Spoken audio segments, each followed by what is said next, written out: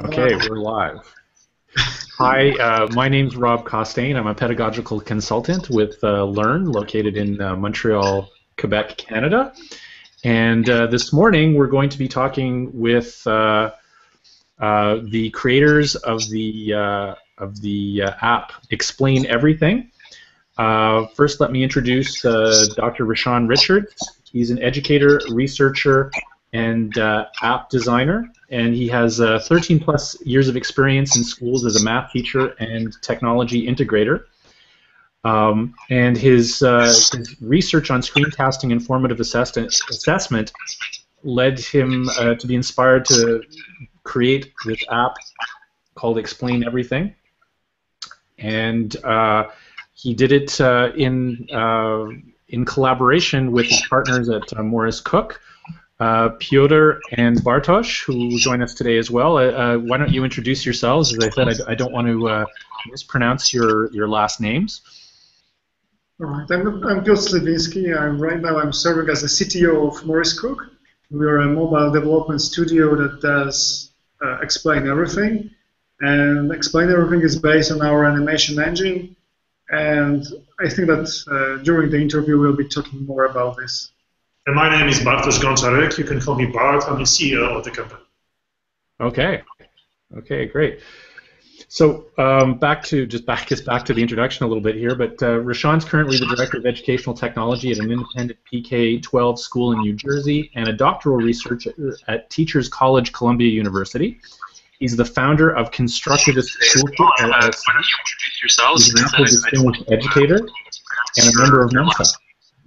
Reshan has his Ed.B. from Teachers College, Columbia University, his Ed.M. from Harvard University in Learning and Teaching, and his BA in Music from Columbia. So, Reshan, that's quite a varied background that you have. So, how did you come into technology?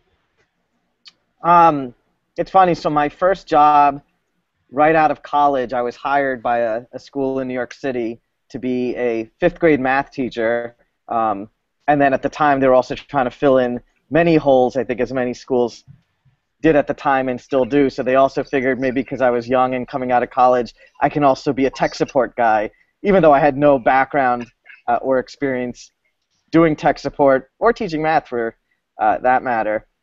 But what I found was, as I started to get into teaching, but then also supporting the entire school, doing all sorts of things from changing printer toner to plugging things in, and then starting to help teachers make decisions about tech integration in their classroom, I realized it was something I was interested in working in, like both the teaching side and the technology side. So that's when I went back to do my master's, I started focusing more on technology and education and more on the curricular, pedagogical side than from the IT and infrastructure side. Great.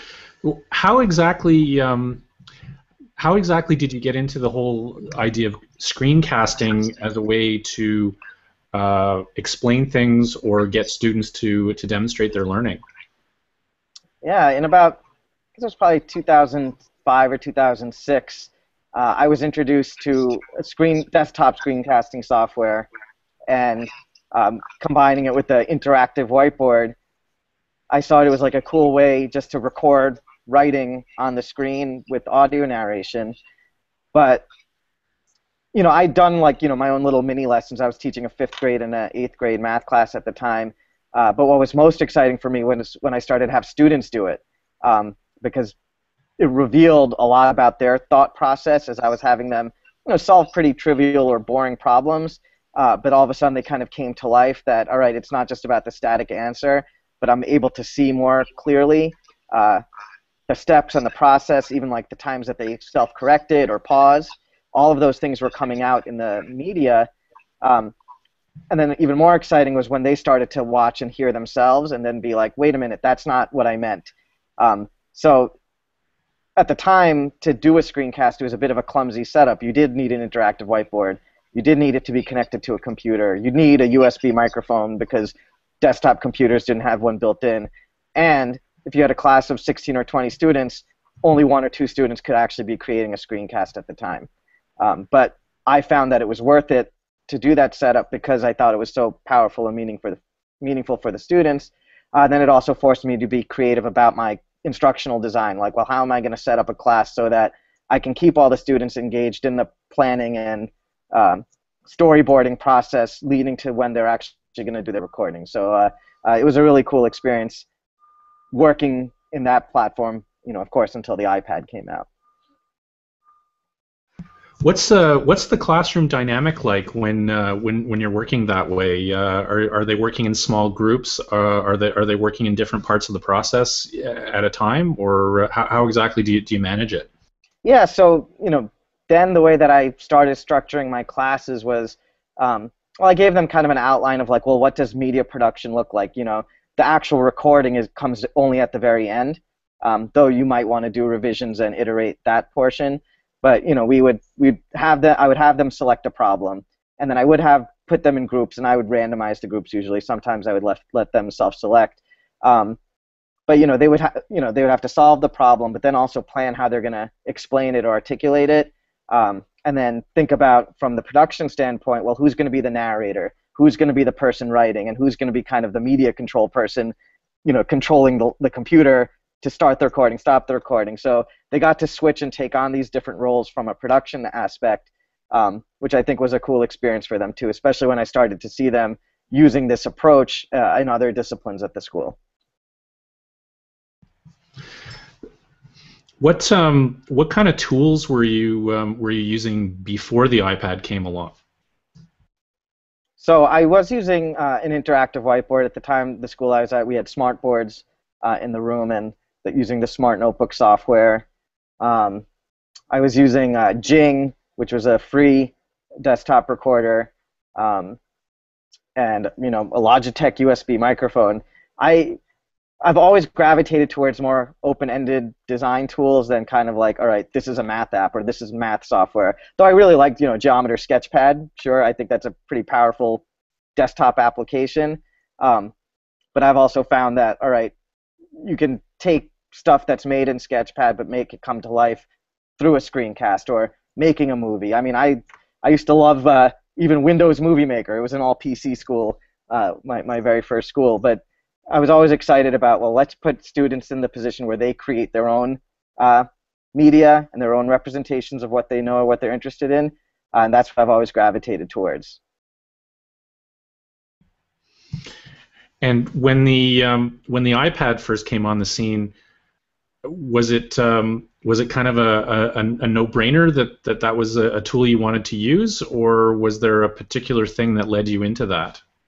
Well, as soon as it came out, I saw, all right, touchscreen, and at the time it didn't have a camera, but it did have a microphone. So I said, oh, here we go. This is going to take all of the clumsiness out of the media creation or screencasting process and make it super easy to do.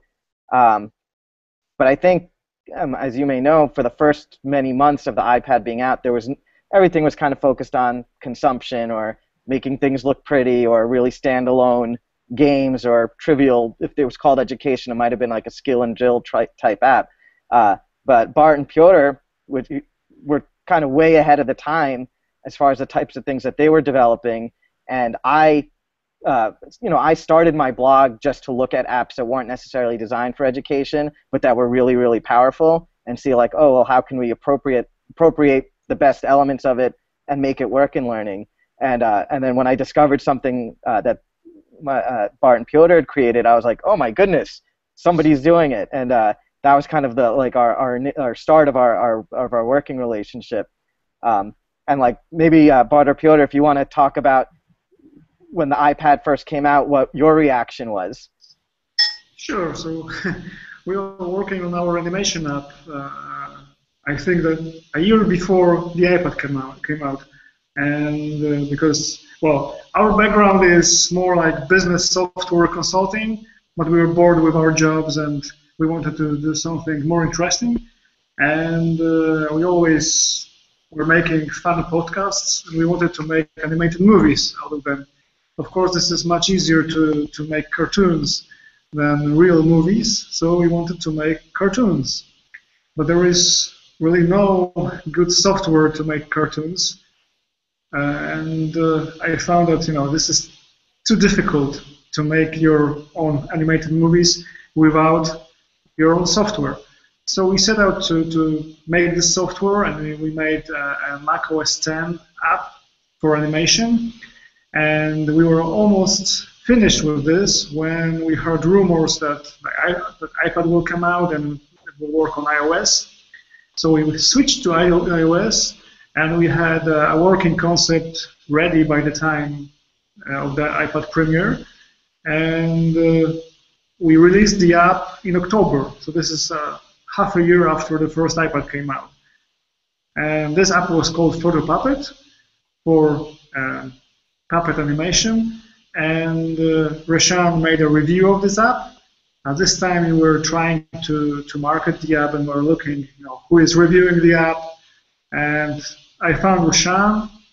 Reshan made a single tweet on his blog about Photo Puppet, so I immediately wrote him an email, and this is how it started. So since then, we were constantly talking about what could we do together.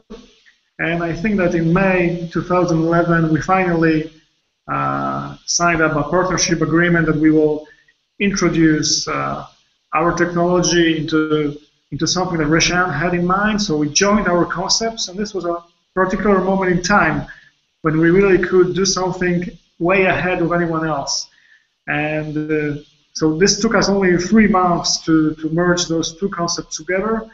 And in August 2011, Explain Everything was released in the App Store, and this is how it all started. But I remember the first moment when Piotr approached me on the very beginning with the concept of animation on the screen by using objects and directing their movement. And I thought, oh, that's pretty powerful, but I don't know how we can use it, basically. Where can it be used for? And this is the way the ideas evolve. Piotr had something in mind, and we added a component to it, and the technology, then Reshan's ideas. And at the end, you have Explain Everything that can be used in productivity and education as well.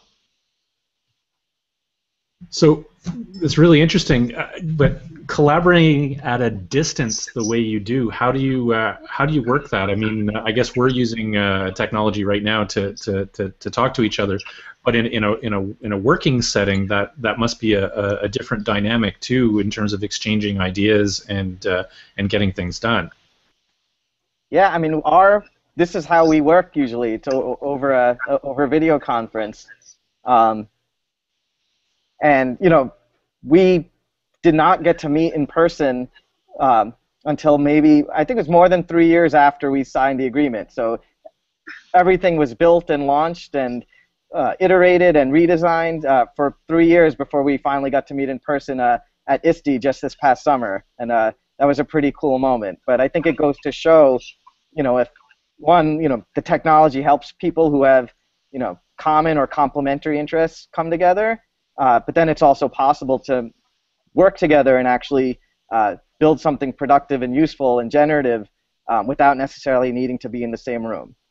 Yeah, you're working on a very similar concept, simultaneously, and therefore we were very good at understanding each other.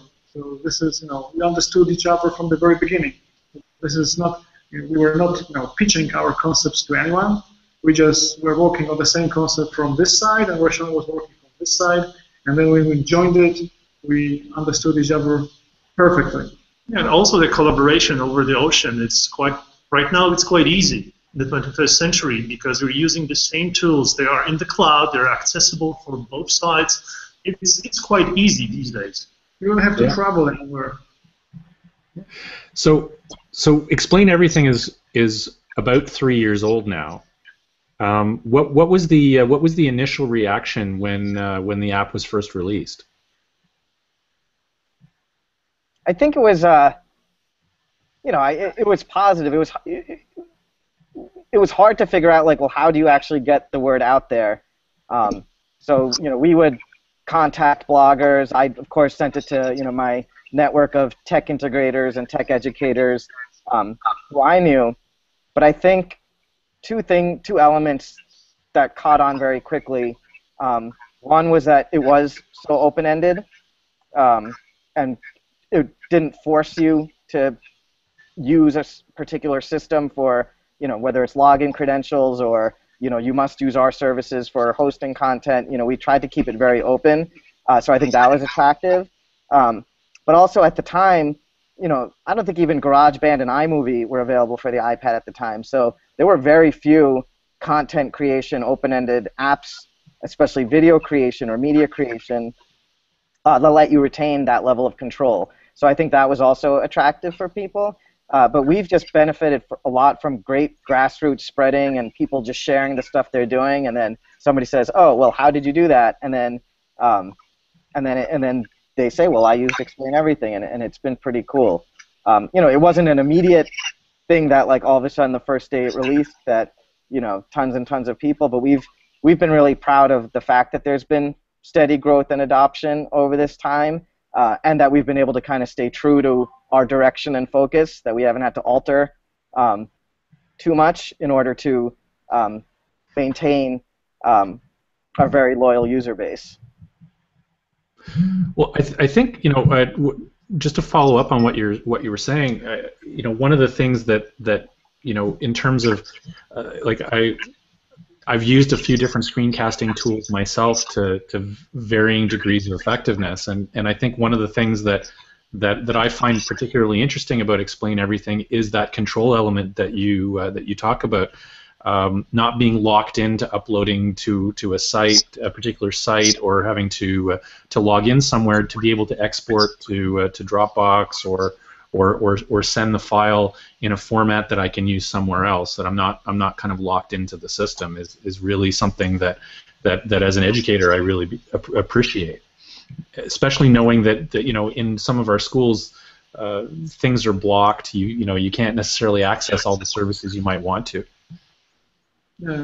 We think also that our app has the added depth because we came from the animation perspective. So I think that our apps are just whiteboards with drawing and different colors and maybe annotation, and this is a different direction that they are going.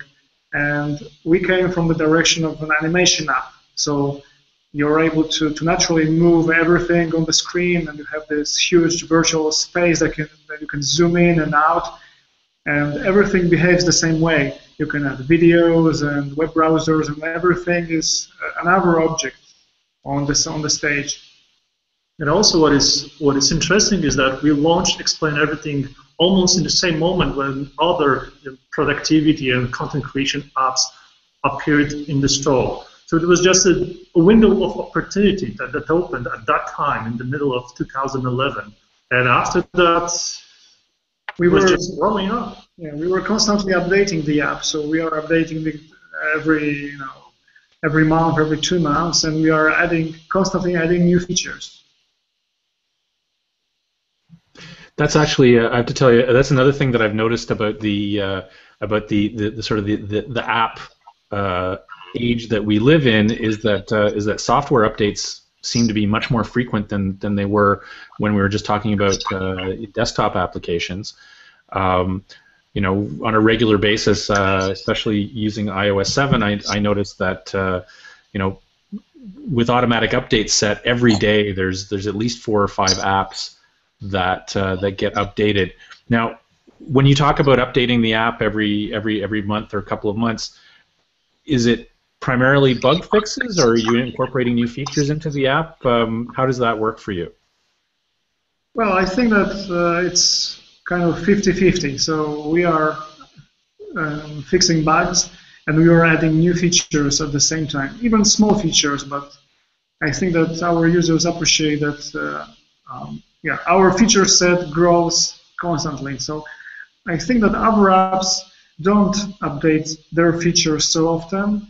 And I think that we are really feature rich. So this creates a kind of a feeling of not maybe complexity, but depth that the other apps don't have.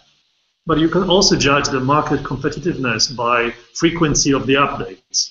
The apps for iPad are much cheaper than the applications for iOS, OS X, OS 10. OS 10. but then they are updated frequently, much more frequently. It's true. Now do you consider Explain Everything as a tool to be? And I'm going to put this question to all three of you, but do you consider it to be a mature tool, or are there directions you want to take it in that you haven't gotten to yet? Future versions of Explain Everything that might I don't know, make my lunch, or do things that we haven't really thought about yet. Yeah, we haven't quite figured out how to access the smell and taste senses via the iPad, but I guess that could be a good Kickstarter project, the first lunch meal producing app. Yeah, I mean, there's certainly we've been taking idea and feature requests from users since day one, and we've built a queue, and we prioritize based on what we think we can do versus what we should do versus what we think will, again, lead to continue to be scalable and grow the product without overwhelming the users. But I can say with certainty, what you see now is definitely not the ceiling of what's possible based on the engine that Piotr and Bart had created. Sure, and I know that in a competitive environment, and that you sometimes want to keep your cards pretty close to your chest when you're talking about future developments. But any little sneak peeks or hints as to what we might see in the future with Explain Everything? Well, I think that the one major thing that we are working on now is adding collaboration to the existing app, and this will be, I think, quite significant. Because as soon as you are able to collaborate on a single presentation, having 2 or 3 people working together, this is going to be pretty cool, and not only in education but in productivity as well. So, there are really exciting things coming up. We hope to surprise you. Well, I'm certainly looking forward to seeing how the app develops. Now, I guess this question might be directed more to you, Reshan, but in terms of how the app is used in the classroom, what's your ideal scenario? I mean, I know that you probably don't want to be prescriptive about how people use it, but is there an ideal use for Explain Everything in the classroom? Well, I think ideally when we say in the classroom, first off is in the hands of students. I think that's always the most exciting, though certainly teachers and practitioners have been creating really amazing things, but when we first set out from my educational angle, I mean, it was really tied into my doctoral research, which was about, well, when students are creating screencasts as representations of their understanding, what kind of information does it reveal to the teachers? But more importantly, is it the type of thing that teachers were already kind of looking for or never realized was even possible? And that to me is what's exciting. But from a more like mechanical workflow standpoint, one of the design features that we put in there was the ability to create a project that could be shared or with somebody else. So I could start a project and Explain Everything, share it with a colleague or share it with another student who can then continue to interact with it or build a recording off of it. So I love the idea of a teacher creating a template or some sort of interactive experience, doing a little bit of the legwork in preparing the file, but then providing it to students to then work with and make their movies and record, whether it's working with digital manipulative objects or responding to something, or I just like the idea of that workflow of a teacher putting some thought into the design of a material and then students then working with it, creating some sort of screencast, and then that being used as an artifact of assessment. Great. I was just sort of thinking as you were talking about it and talking about the different uses of it, that it's almost a way of this may sound a bit silly, but of flipping the flipped classroom. Yeah, and you can say it's flipping assessment, but if anything, it's just trying to shift attention away from standards and grades and using numeric scores to somehow represent understanding. And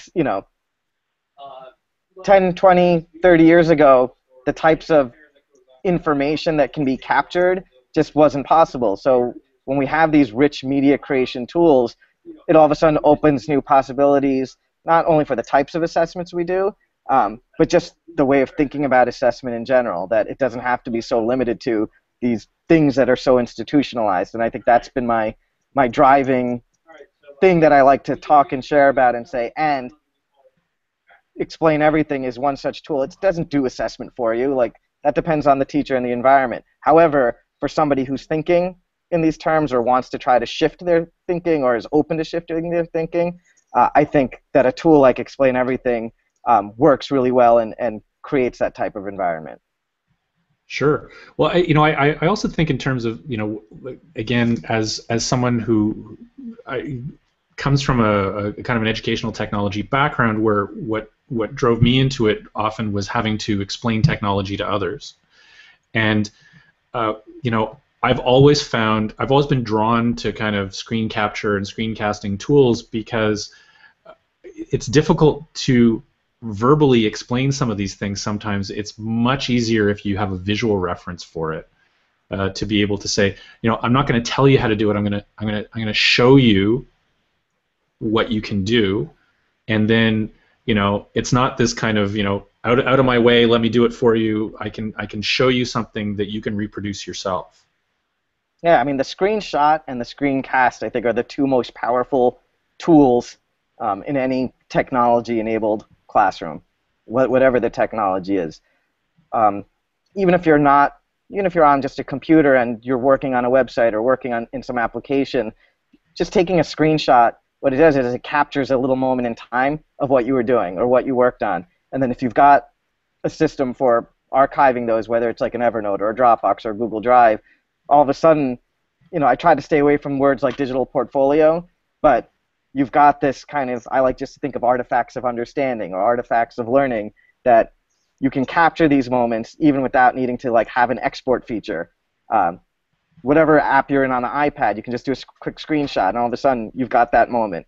And I think that's really exciting. And then what you can do is in a tool like Explain Everything, import all those screenshots and then make a recording talking through, well, when I was here, this is what I was doing. When I was using this tool, this is what I was doing. And all of a sudden now, what was just a moment, it could have been a 5-minute thing in class that comes and goes. Now you've been able to preserve that not only for the teacher, but also for the student, who can become more reflective about their learning.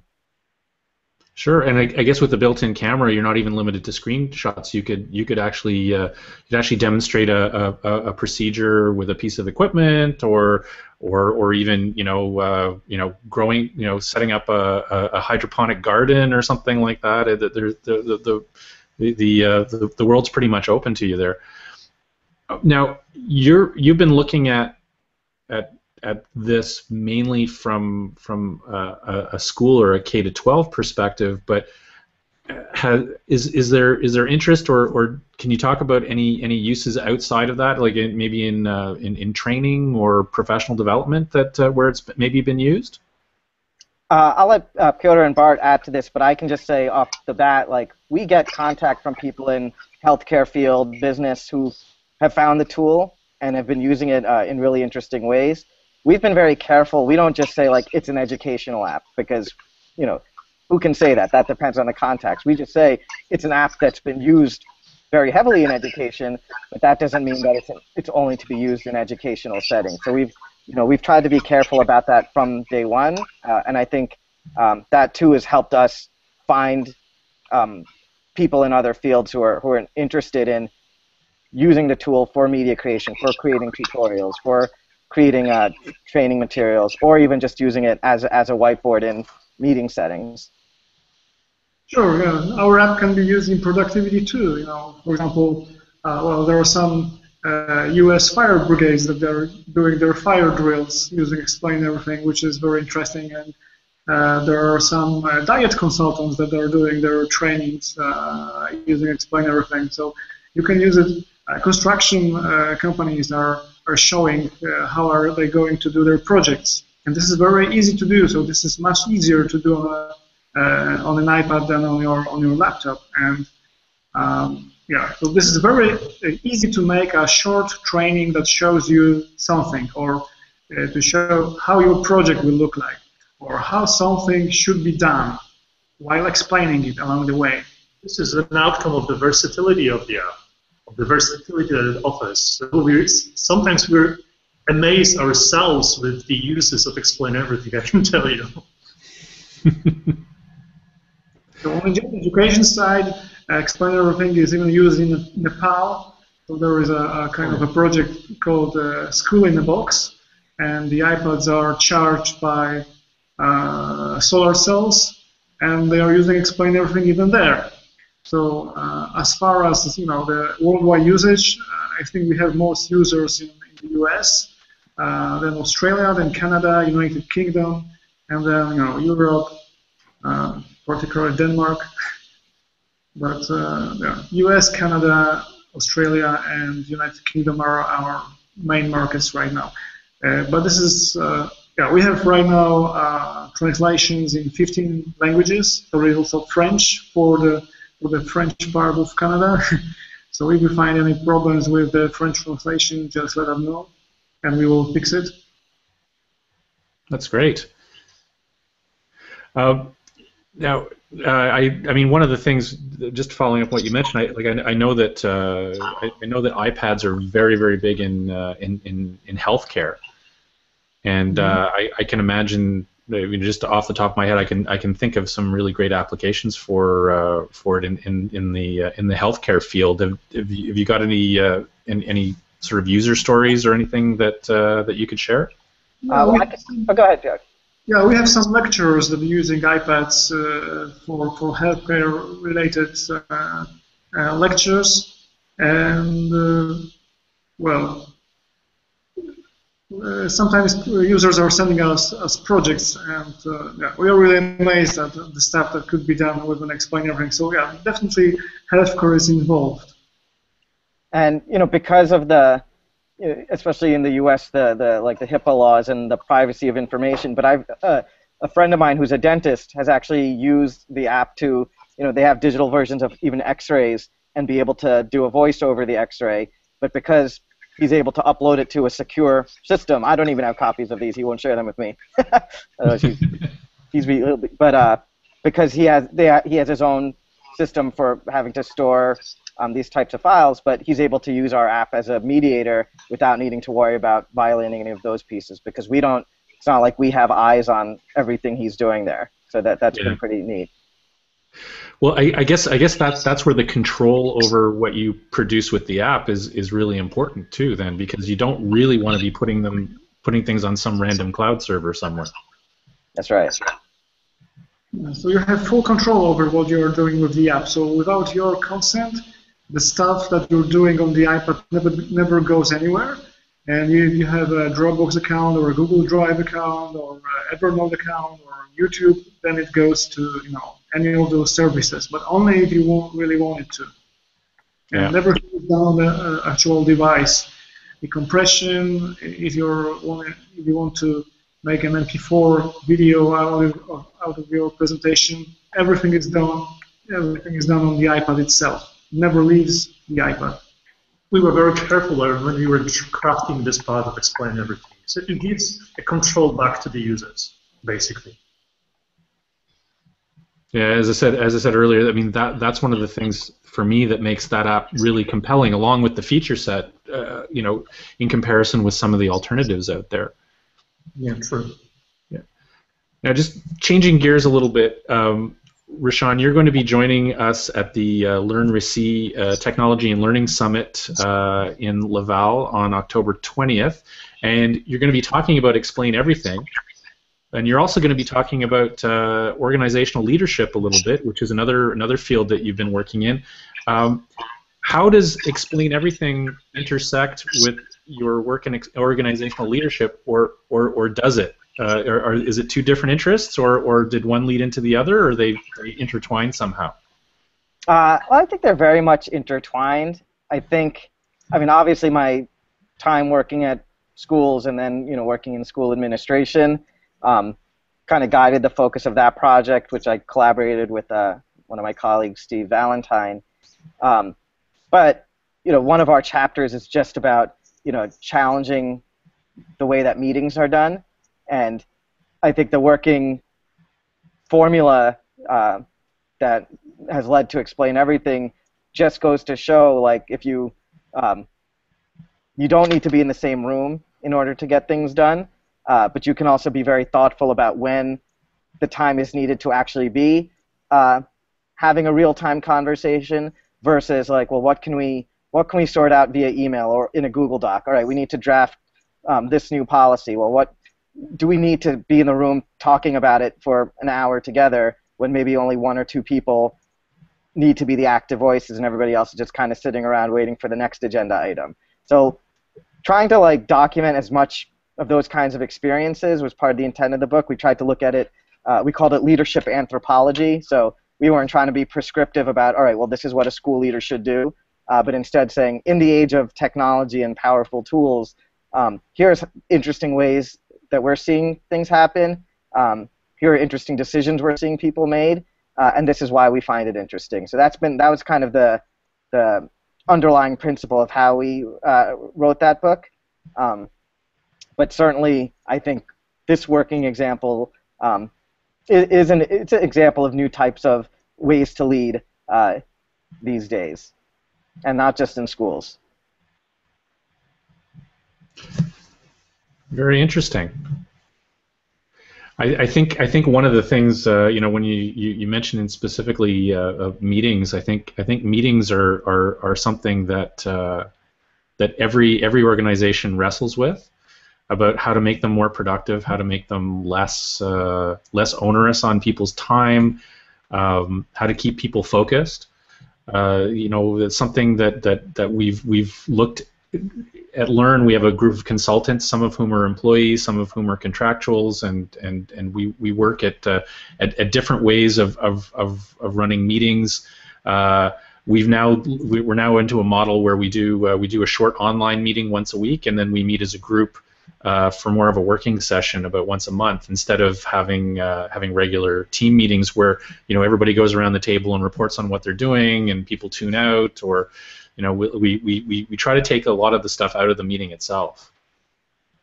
And you have to do a little bit of legwork going into those kinds of shifts. So if you're going to take out the reporting aspect and have, then everybody has to commit to doing their reporting via email, but at the same time, everybody's in that committee also has to commit to actually reading those emails. So you have to build in kind of like the cultural or institutional expectation that, all right, if we're going to take something like the reporting out of the face-to-face work time, you're not dismissing the importance of that reporting, but just the way in place that it's delivered, but also the commitment to receiving it in a different way. Also, everybody has to kind of be on the same page, and you have to work towards that. So it's another thing that we've seen as people try to shift, all right, well, let's do this totally online. Just because it's online doesn't mean that the things that used to do face-to-face are just thrown out the door. That information, the content is still important. It's just the mechanism for which it's delivered is shifting. Now, has your collaboration with Piotr and Bartosz fed into that at all? I don't know. I think we're pretty productive. I think we're pretty thoughtful about when we're thoughtful about when we take the time out to sit down and have, could be a 1 to 3 hour video conference, and everything in between. We try to plan an agenda out. We try to know what the things we need to hit on before we come to the table, and if we know there's some things that we can handle across distance and time, we try to do that. I don't know. What do you guys think? Yeah, we try to keep it really interesting, so it's interesting all the time. So previously, when we were making business software, business software is just adding numbers, adding integer numbers, adding integer numbers. This is business software, so this is really boring. And in comparison to this, Explain Everything is really interesting because we have, a queue of features that we want to introduce into Explain Everything. We have very interesting user projects that are being sent to us. This is all work of education. So in some terms, we are kind of meta teachers they're providing tools for teachers, which is very rewarding in itself. And we get to see our app used in different countries. For example, children learning English in Africa, or kids in New Zealand while we have our winter. They are in summer and they are sending us our projects when they are sitting outside. So this is all very interesting, and history projects, and project by project we are also learning some things ourselves.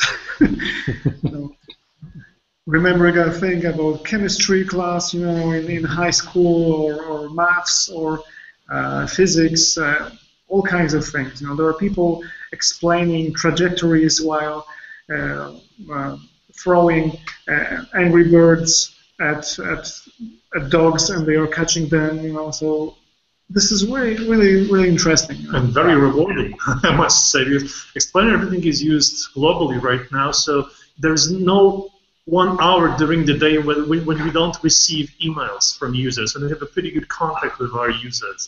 So it's pretty interesting, because we were thinking how to organize ourselves in order to respond quickly, for example.